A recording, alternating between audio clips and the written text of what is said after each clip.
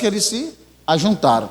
Atos capítulo 16, versículo 13. Mais uma vez, estavam os apóstolos, Paulo pregando, ok? E ele chega às margens de um rio, e ele se senta ali no dia de sábado, que era que eles costumavam a fazer. Veja bem que nós estamos falando mais uma vez de costume. Jesus costumava entrar nas igrejas no sábado, os discípulos faziam a mesma coisa, e estava lá orando, e assentava e ensinava um grupo de mulheres que ali também se juntaram. Sabe o que nós fazemos aqui no dia de sábado? Nós estamos ensinando. Você chega aqui, tem uma escola chamada Escola Sabatina.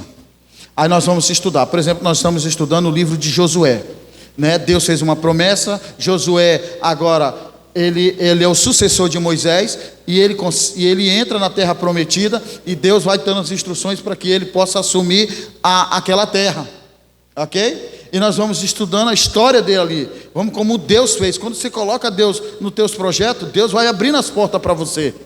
Isso traz uma grande lição que a gente aprende com o passado, sim ou não? Cada um de vocês aqui tem uma experiência, sim ou não?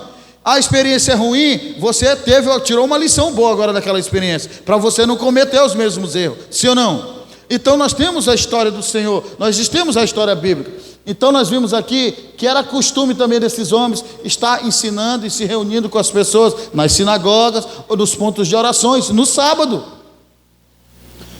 Isso significa que eles eram observadores e eles eram obedientes à questão da palavra de Deus, no mandamento do Senhor. E nós, como cristãos e discípulos, cordiscípulos dessa palavra, precisamos seguir também. Porque em certo lugar, assim disse no tocante ao sétimo dia: descansou Deus no sétimo dia de todas as obras que fizeram. Portanto, resta ainda um repouso para o povo de Deus. Isso está lá no Novo Testamento. Existe ou não existe um repouso no Novo Testamento? Um dia de descanso também? Porque falam que é só no sábado, mas eu digo para vocês, dentro da palavra de Deus, que há um repouso também, uma promessa seguida e de instrução acerca do que o Senhor falou para nós, sendo direcionada e posta como exemplo pelos próprios discípulos e pelo próprio Cristo, nosso Senhor e Salvador. Viu, Pedro? Ainda resta um repouso para nós, ok? Marcos capítulo 7, versículo de 7 a 9. Domingo como tradição. Vamos ver lá o que a Bíblia fala. 7.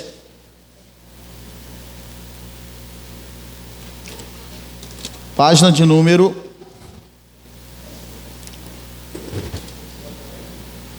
938.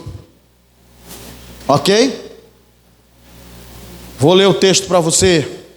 Diz assim o texto: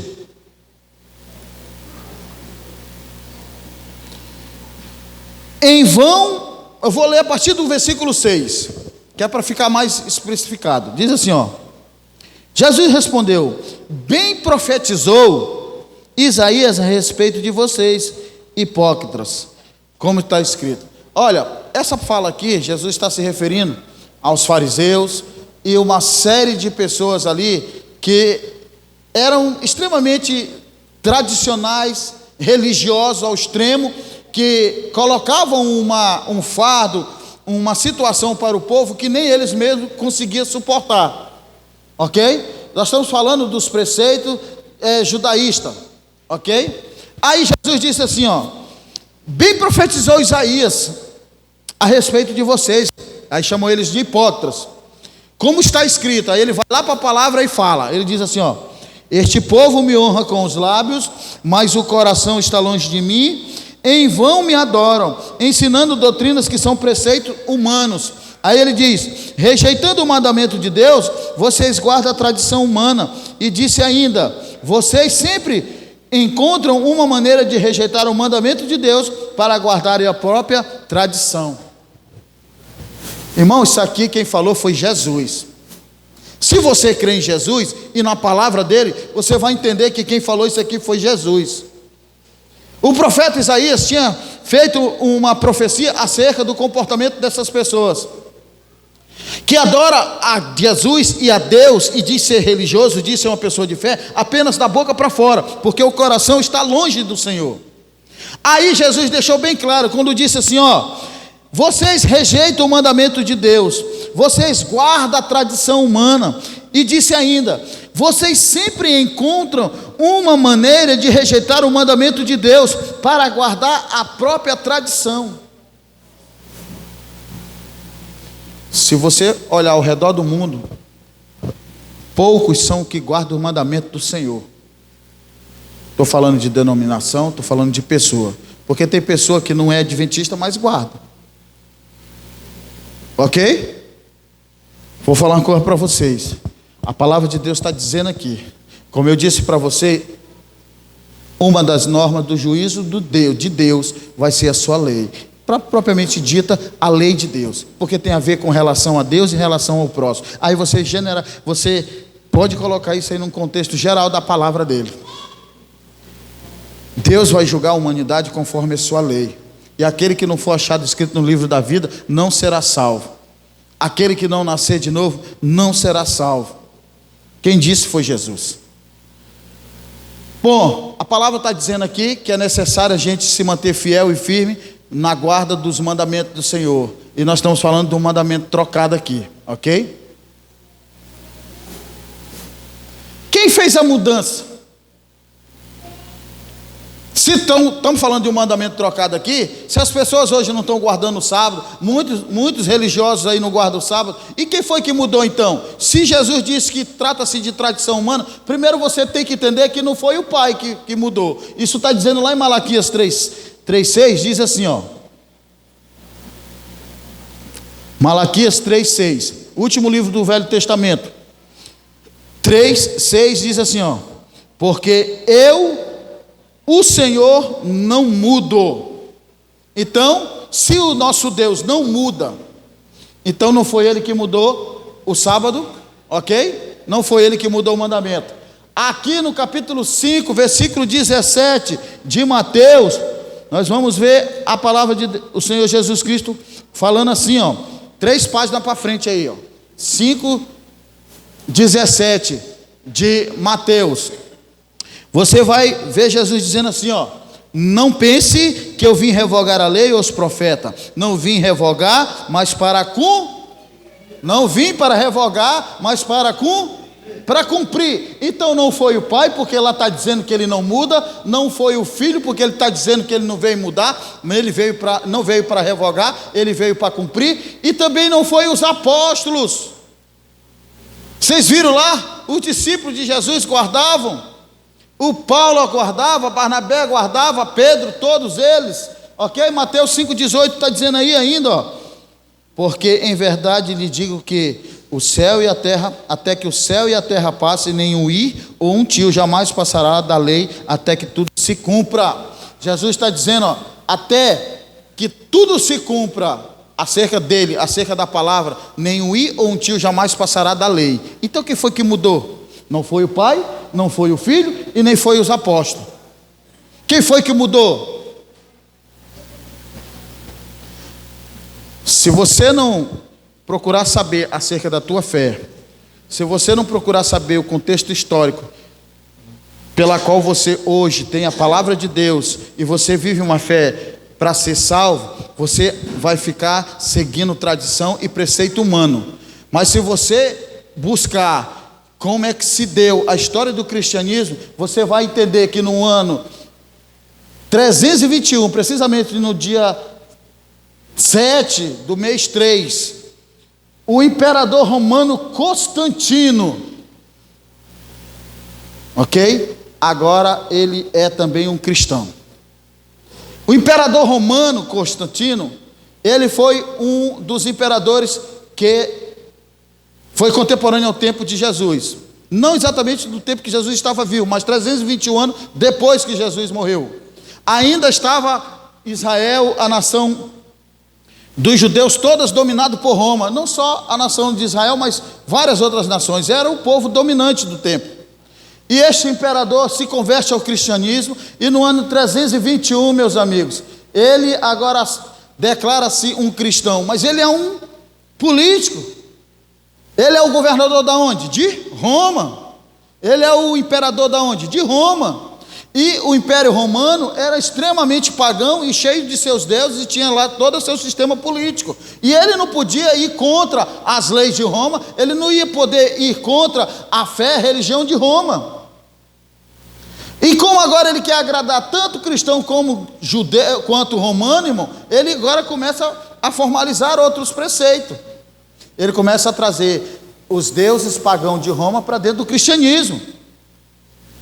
Ok? O que foi que aconteceu de positivo aí? Pelo menos acabou a perseguição. O povo judeu era jogado para os leões, eram lançados lá no meio das arenas para lutar contra a fera, gladiador. Eles eram condenados, eram sitiadas as suas fazendas, tirados, confiscados todos os seus bens. Aí agora nós vimos aqui, ó, que ele lança um decreto e ele diz aqui, ó, no venerado dia do sol. Por que dia do sol? Porque é um deus romano, o sol. Eles adoravam um Deus. Ele tinha o sol como Deus deles. Não só o sol, como outros astros, como outros planetas. Ele diz, ó, no venerável dia do sol. Aí ele fala, os magistrados e as pessoas que residem na cidade devem descansar. Aí ele fala, e o comércio ser fechado. No campo, apenas as pessoas que trabalham na agricultura podem continuar suas obrigações. Já começa aqui os prelúdios para a mudança.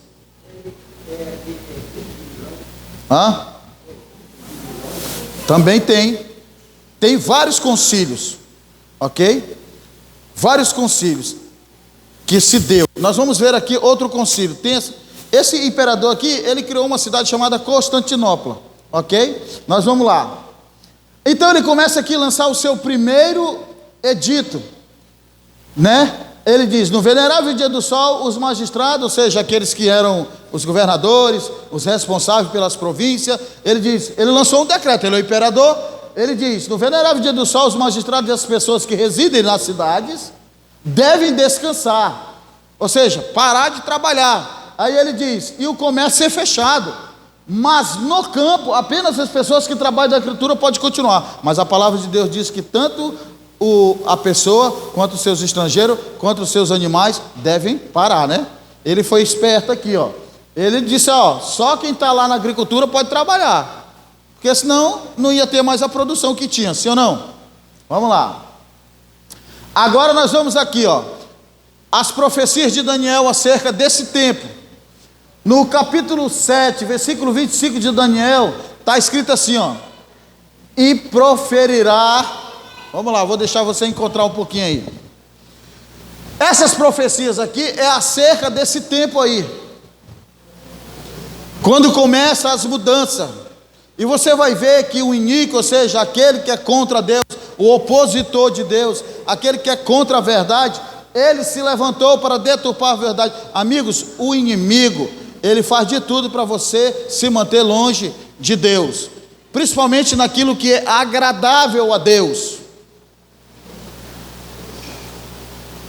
Você aprendeu aqui que a obediência é que chama a atenção de Deus, que agrada a Deus, certo? Então o inimigo vai fazer de tudo para que você desobedeça a Deus.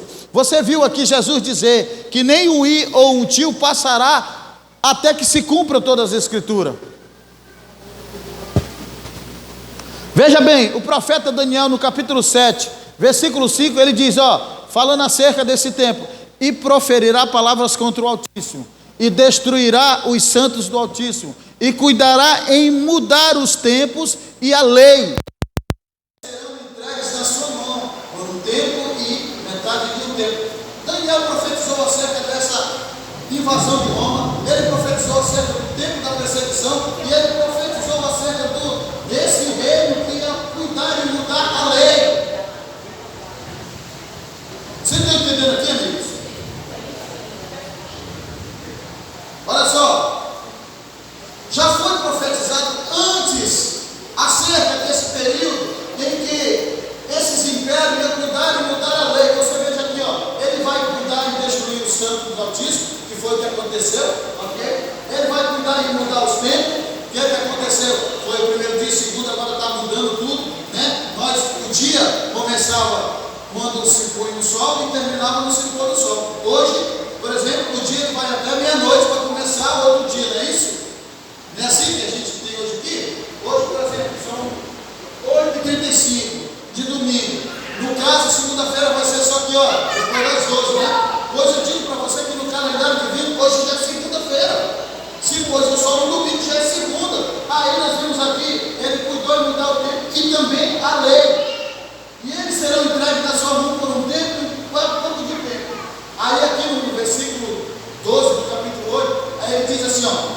um exército foi dado contra o sacrifício contínuo por causa da transgressão, e lançou a verdade por terra e o fez que prosperou. Essa profecia aqui, irmão, se cumpriu quando a palavra de Deus por um tempo foi escassa na terra.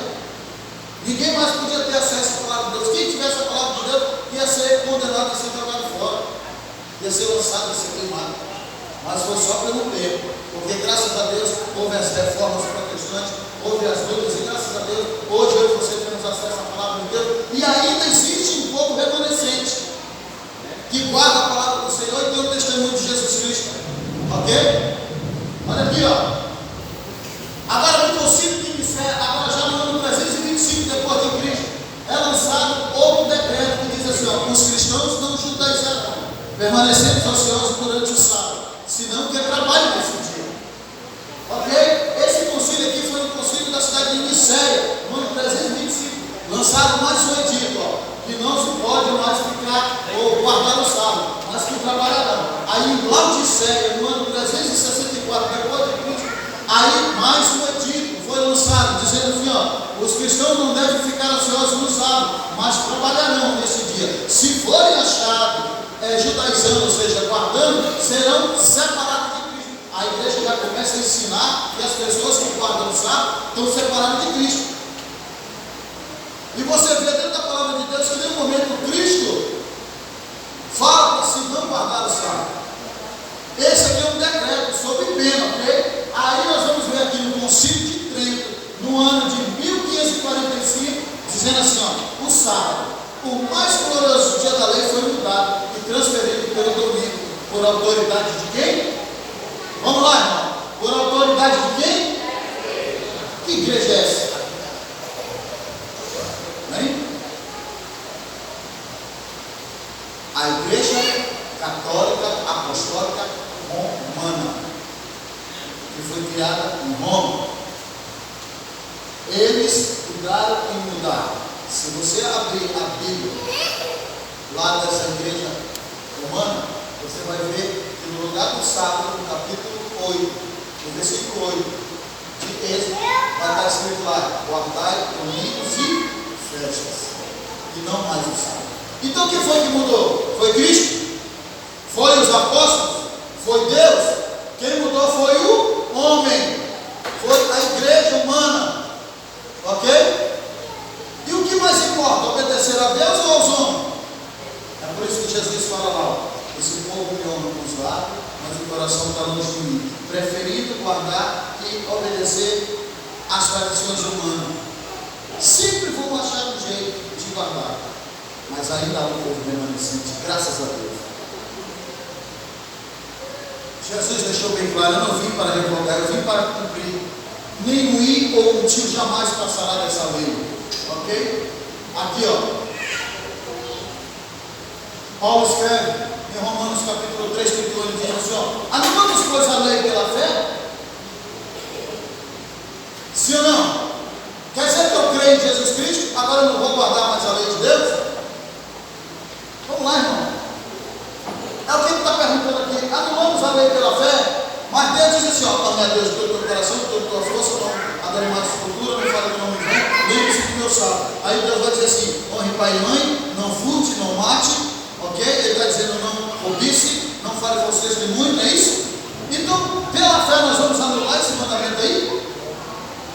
Paulo disse: de maneira nenhuma, antes estabelecemos a lei, e esse estabelecimento fica onde? Aqui, ó, nas nossas ações, no nosso cuidado com as coisas de Deus. Ele deixa isso bem claro. Ele diz assim, ó: porque quem quebrar um só mandamento da lei é culpado de quebrar o quê? Quer dizer que eu estou na igreja, eu estou bonitinho, eu não mato, eu não furo, eu não roubo, eu não cobiço, mas eu não guardo o sábado. Eu estou quebrando ou não estou quebrando o mandamento? Então, meu amigo, você é culpado de quê? De todos. De todos. A Bíblia diz: nem todos que dizem Senhor, Senhor, entrará no reino do céu. Fique tranquilo. Viu? Fique tranquilo. Fique tranquilo. Ok? Faz parte. A Bíblia diz: nem todos que me diz Senhor, Senhor, entrará no reino do céu. Jesus disse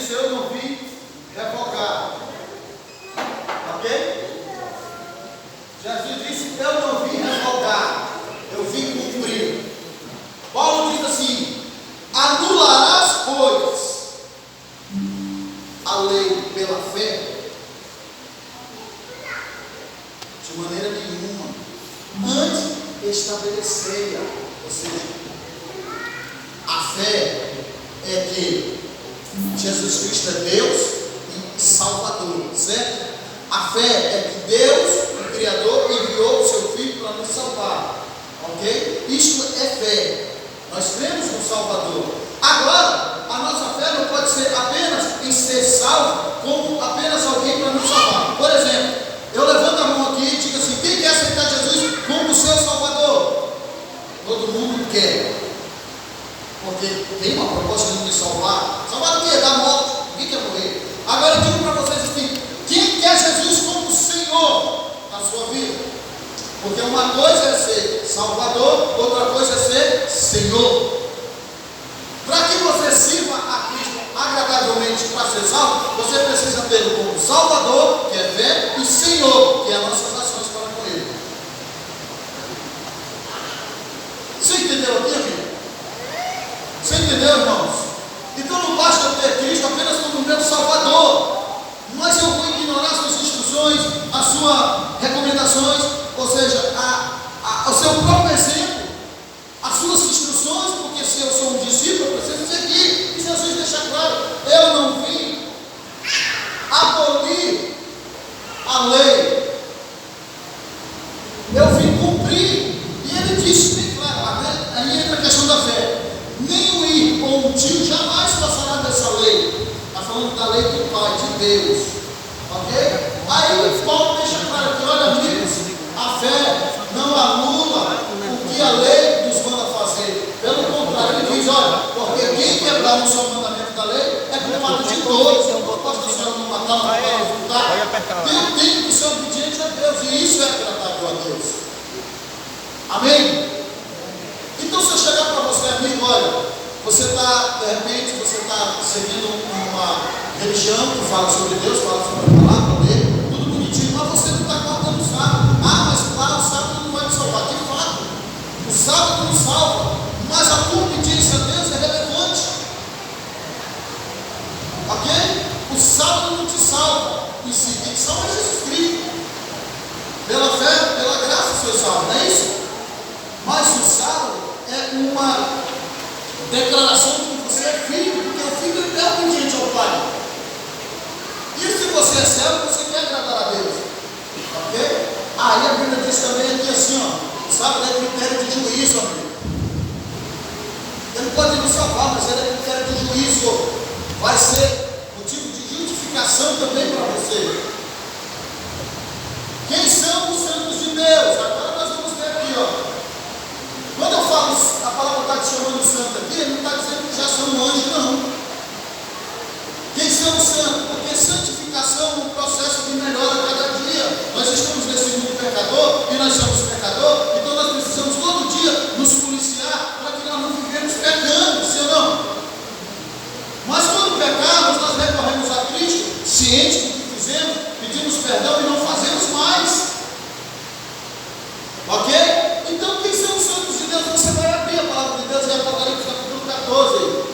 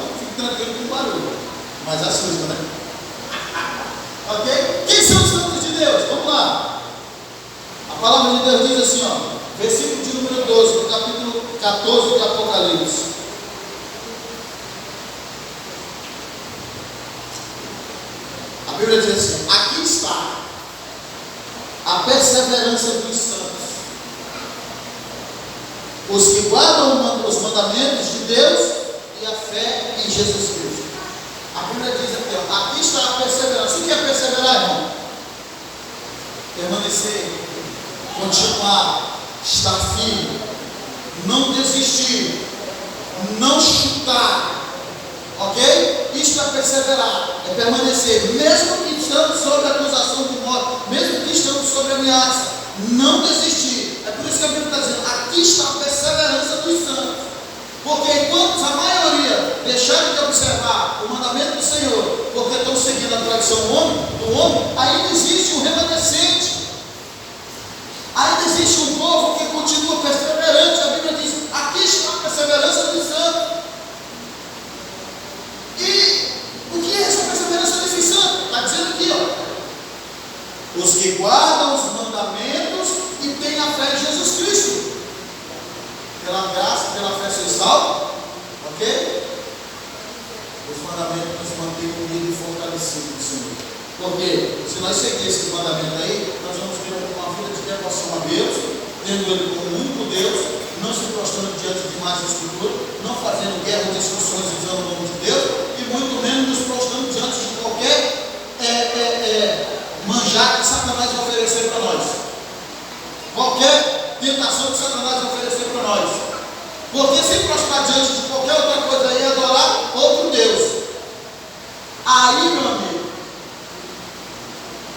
e o mandamento certamente é que nós tenhamos uma boa relação entre nós. Eu não quero o mal do meu irmão, eu não vou cobiçar as coisas dele. Eu não quero o mal do meu irmão, eu vou tentar contra a vida dele. Eu não quero o mal do meu irmão, eu não vou cobiçar as coisas dele. Não vou levantar falso testemunho contra ele. Eu respeito e considero meu pai e minha mãe que me puseram esse mundo pela graça de Deus, estão me sustentando, estão me dando teto. Eu vou honrar eles.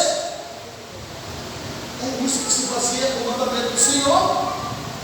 Mas o inimigo cuidou e querer deturpar isso aí, mas ainda existe um remanescente. Que é remanescente? Aqueles que ainda estão aqui, ó. Enquanto muitos foram mortos, enquanto muitos apostataram da fé, existem aqueles que estão firmes. E nós queremos convidar você a permanecer nessa firmeza. Nesse contexto de fé e prática. A Deus. Não é o homem não, irmão, é a Deus. Porque quando Ele vier, aí Ele vai prestar conta com cada um de nós. E você viu lá, em Eclesiastes capítulo 12, versículo 13, ele diz, tudo que se tem ouvido no fim é temer a Deus e guardar os seus mandamentos, porque este é o dever de todo homem. Porque Deus entrará a juízo, tudo que se falou, tudo que se disse, tudo que se fez, quer seja bom, quer seja mal. Quem entendeu? Diga amém. Amém? Então quem foi que mudou? Foi o homem. Não foi o pai, não foi o filho, não foi os seus discípulos. E quando nós não estamos guardando o sábado, nós estamos seguindo a tradição de quem? Do homem. E quem são os que guardam o sábado? Os remanescentes, os santos de Deus. Ah, mas esses santos aí são eles que estão salvos? Não. Eles estão no caminho. Eles estão procurando agradar a Deus. Se permanecer fiel até o fim, a Bíblia diz que receberá a coroa da vida. Isso é para todos. Ok? E mas se foi a igreja lá de Roma que mudou, a Bíblia fala que tem uma recomendação para ela também. Chama ela de Grande Babilônia. Aquela que embebedou muita gente nos seus vinhos, nas suas doutrinas, que corrompeu reis e nações, embebedando e matando. Aí ela diz assim, ó, sai dela, povo meu. Sai dela, povo meu. O que é ser povo de Deus? E levanta a mão. Então, se você está seguindo a tradição do homem, sai dela, povo meu. Que está dizendo a palavra de Deus. Ah, mas o irmão lá também fala de Jesus, fala de Cristo. Sim, mas eles não estão seguindo a orientação da palavra de Deus. Se você for falar com ele sobre isso, vai dizer, aí você ficou lá no passado, e a Bíblia está dizendo aqui que existe um repouso para o Novo Testamento. Ah, Jesus é o Senhor do sábado, sim. Porque todas as coisas foram feitas, criadas por Ele, por meio dele, para Ele, inclusive o sábado. Porque Ele vai estar conosco de um sábado, outro sábado de uma festa, de outra festa, conforme diz a palavra. Ok? Você quer ser um santo de Deus? Sim ou não? Então pare de falar só da boca para fora, comece a agir. Ah, não, você está sendo duro. Não, eu estou falando para você ser salvo. Você quer ser um cristão. Então, ouça o que o Espírito diz. Quem está falando é a palavra. Se eu disser para você o contrário, eu estou negando a mim mesmo, estou negando a minha fé, estou negando o meu Deus. Mas antes eu trazer uma palavra verdadeira para você, do que eu ficar passando a mão na tua cabeça e tudo dizer falso. É como uma criança que chega em casa com um brinquedo que você não deu, que ninguém da tua família deu, mas você pega e não faz questão alguma de saber de onde saiu. Daqui um dia, sabe o que acontece? Esse menino vai começar a trazer outras coisas. Vai pensar que não, por isso está na porta da tua casa querendo saber as coisas de lá. Você está entendendo aí? Então, mais ou menos isso. Se eu não falar a verdade para você, daqui a pouco, quando você cai no precipício ou alguém cai no precipício, eu não vou ser culpado disso não. A Bíblia diz: o ofício do Atalai é falar. Se tu vê o teu irmão caindo no buraco, e se tu não disser para ele que lá o buraco pode matá-lo, e ele cair, você é culpado do sangue de Deus. Mas se você disser que se ele cair lá, ele vai morrer, e mesmo assim ele foi cair, aí não tem culpa nenhuma. Você entendeu o que? Então eu prefiro falar a verdade para você do que ficar omitindo a verdade, porque a minha intenção aqui é que você seja salvo, porque eu estava morto e o Senhor me deu vida, e hoje eu posso dizer que eu estou vivendo para alcançar o meu objetivo. Você não está vivendo minha vida de qualquer jeito aí. Eu tenho a esperança de ser salvo, e para isso eu vou seguir a orientação da palavra de Deus. Doa que doer. Tem hora que a gente fica estressado? Tem, mas eu me lembro que a ira do homem não pode operar a justiça de Deus. Quem entendeu de mim? Quer fazer justiça pela tua própria mão? Ou você não confia que Deus vai fazer por você? A ira do homem não opera a justiça de Deus. Você quer ser um santo de Deus? Sim ou não? Então você que quer ser um santo de Deus, um remanescente, um que guarda os mandamentos do Senhor, se coloque de pé, por favor, que eu vou orar para você. Em nome de Jesus.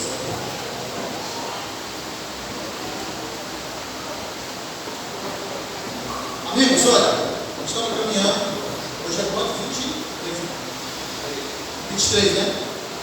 Nós temos aí 9 dias para finalizar esse curso. Eu já visitei vocês. A minha intenção é que, se você tem alguma dúvida aqui, a gente retira essa dúvida conforme a